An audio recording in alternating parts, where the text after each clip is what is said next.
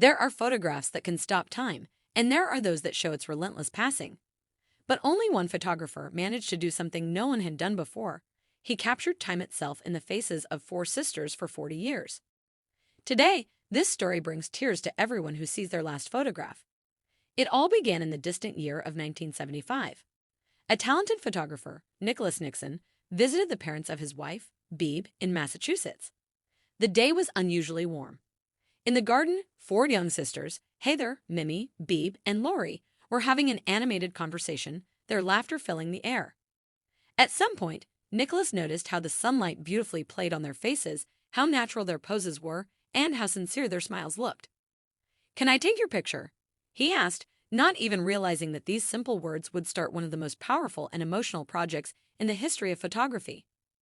A project that would not only change their lives, but also transform our understanding of the beauty of time. The sisters exchanged uncertain glances. Bea was already used to her husband's camera, but the others felt uncomfortable. Their body language showed hesitation, crossed arms, slightly furrowed brows, and expressions of mild distrust. In 1975, there were no digital cameras, so they couldn't see the result immediately. What if the picture turns out bad? This thought was clearly visible on their faces. Nicholas used an 8x10 large format camera, a massive device that required skill and patience. Every line on the face, every sparkle in the eyes was captured with incredible detail. Later, this technical feature would become one of the key aspects of the project, allowing viewers to closely examine the sisters' faces and notice even the slightest changes year after year. When the first photograph was developed, Nicholas was amazed. There was something more in this simple black and white image than just a portrait of four sisters. It captured youth itself, pure, sincere, full of hopes and expectations. Four young women stood at the threshold of their lives, unaware of the paths that lay ahead. A year later, at the graduation of one of the sisters, Nicholas suggested taking another picture. "Stand the same way as before," he asked, showing each sister her place. When he compared the two images, he was struck by the barely noticeable differences: slightly altered poses, slightly different facial expressions, tiny changes in their eyes. That was the moment an idea formed in his mind. "What if we take a picture like this every year?" Nicholas suggested. The sisters agreed, thinking it would last for a year or two, maybe 5 at most. None of them could have imagined that this experiment would continue for 4 decades and become one of the most significant documentary projects in the history of photography. Always in black and white, always using the 8x10 camera, always in natural light, Beebe, Lori, and their sisters committed to the ritual. No makeup, no special preparations, just them, exactly as they were. Each photo shoot became a special ritual. Sometimes they had to wait for hours until the light was perfect. But those hours were never wasted. They became precious moments of connection, where the sisters could talk, share news, and laugh about old memories. With each passing year, choosing the final photograph became more meaningful. In the early years, the sisters would quickly review a few shots and pick the best one. But over time, it turned into a serious discussion. They would spend hours examining each frame, paying attention to the smallest details: how the light fell, how the folds of their clothes looked, what emotions were visible in their eyes.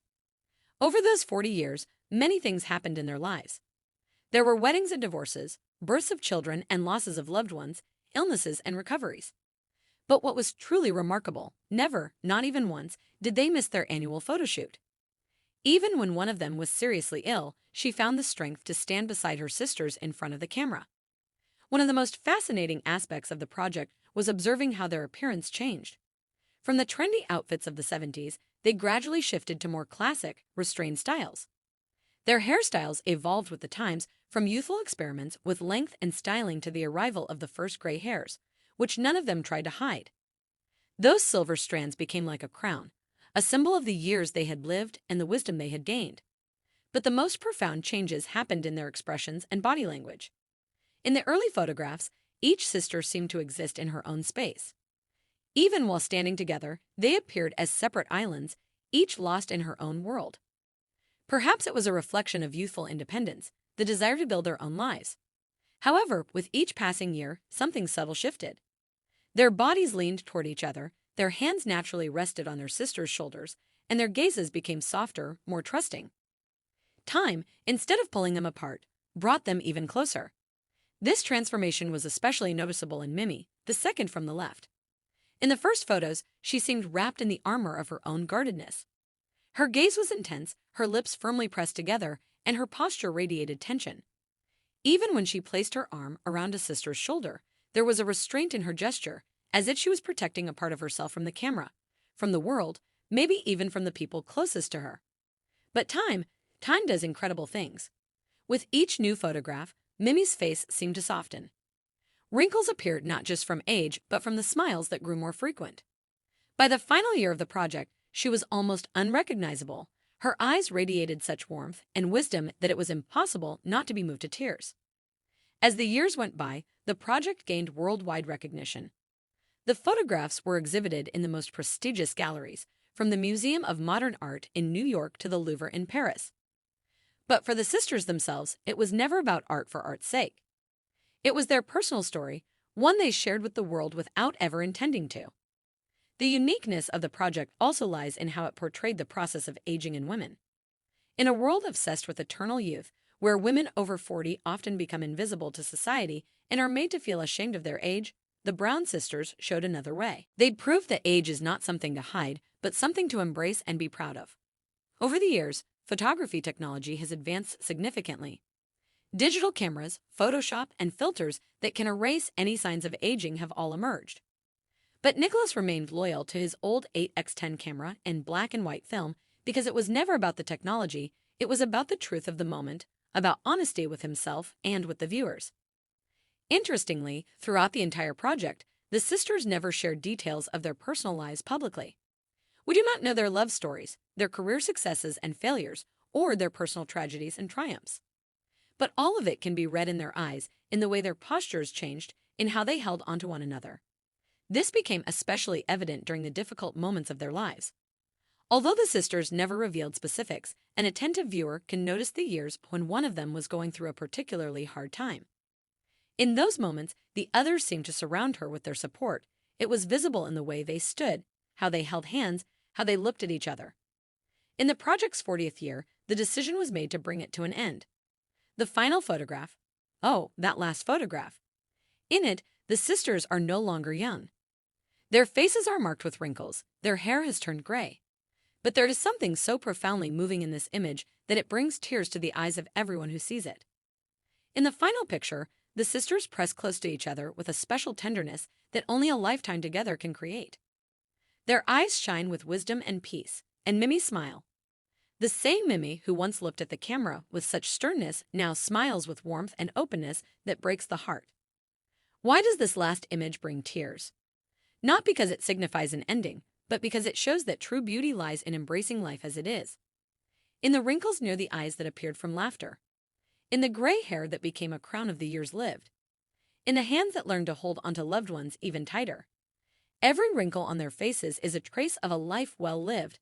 The lines around their eyes formed from laughter, the folds near their mouths from smiles, the creases on their foreheads from worries for their loved ones. It is a map of their journey, captured on their faces, and they were never ashamed to share it with the world. The story of the Brown sisters teaches us the most important lesson. Beauty is not in eternal youth.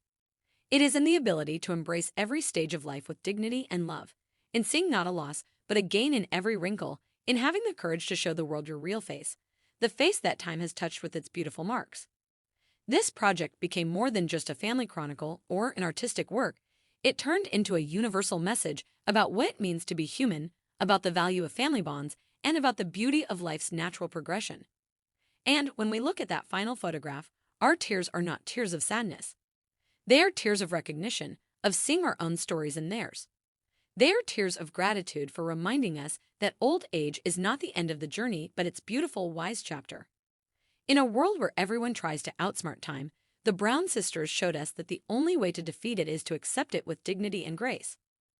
Their story continues to inspire people all over the world, reminding us that the greatest beauty lies in honesty, in self-acceptance, and in love that only grows stronger with time.